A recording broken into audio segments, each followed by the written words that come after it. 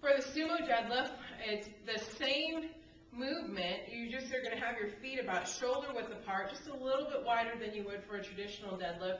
You always want to keep that weight back on your heels. Make sure you're not using your knees as the main pivot point, jutting your knees way forward. Keep that weight back. Keep your knees back.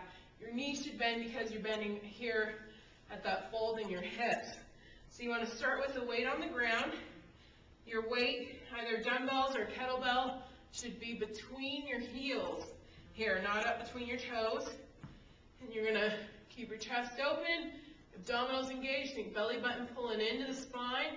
You want to start by squeezing your glutes, squeezing those butt cheeks, driving the ground away from you with your heels, standing up, and then pulling yourself back down. Don't just turn your muscles off and drop down.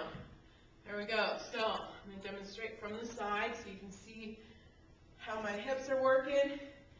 So again, weight between your heels, chest open, engage these upper back muscles, keep those shoulders drawn down and back. And you want to keep that weight back on your heels. You should be able to wiggle those toes up around off the ground. If you need to, do a little check like that. Belly button into the spine, squeezing your glute, pushing the ground away from you with your heels. Just slide those hips under you. Make sure you don't lock out and arch into that lower back. You're going to start feeling it down there. You don't want to.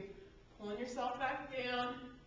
The weight should come down between your heels. That's how you know you're keeping that chest down, or your chest open, shoulders down and back.